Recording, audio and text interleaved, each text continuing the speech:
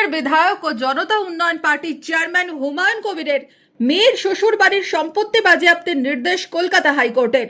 নির্দেশ পাওয়ার পরেই সোমবার ময়দানে মুর্শিদাবাদ পুলিশ। সোমবার ভগবানগোলার এসডিপিও বিমান হাজরার নেতৃত্বে ব্যাংক অ্যাকাউন্ট ও সম্পত্তি ফ্রিজ করে দেয় লালগোলা থানার পুলিশ।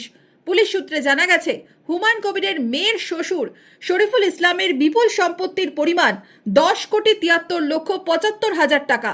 পুলিশ সূত্রে আরও জানা গেছে, এর মধ্যে 19টি ব্যাংক অ্যাকাউন্ট, 2টি গাড়ি ও 15টি সম্পত্তি রয়েছে। এদিন লালগোলায় 3টি জায়গায় অভিযান চলে পুলিশের।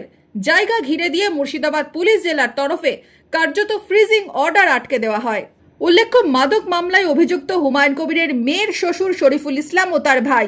মাদক মামলায় সম্পত্তি বাজেয়াপ্তের নির্দেশ পেয়ে সক্রিয় মুর্শিদাবাদ পুলিশ। মুর্শিদাবাদের 10টি জায়গায় সম্পত্তির হদিশ। লালগোলা সহ 17টি জায়গায় হুমায়ুন কবিরের মেয়ের শ্বশুরের সম্পত্তি। এনডিপিএস মামলায় অভিযুক্ত সাসপেন্ডেড তৃণমূল বিধায়কের মেয়ের শ্বশুর।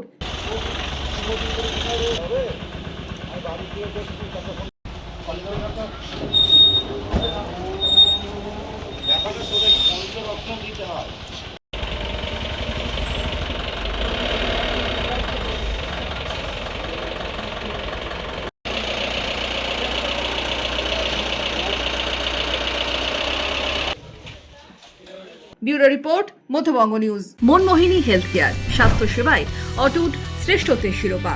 জেলায় প্রথম robotic knee replacement, cardiology with cath lab, neurosurgery, specialised trauma unit থেকে স্পাইন ট্রেন, একগুচ্ছ পরিষেবায় নিয়োজিত। Manmohini health care, quality care with personal touch, Berhampore শিল্প তালুক।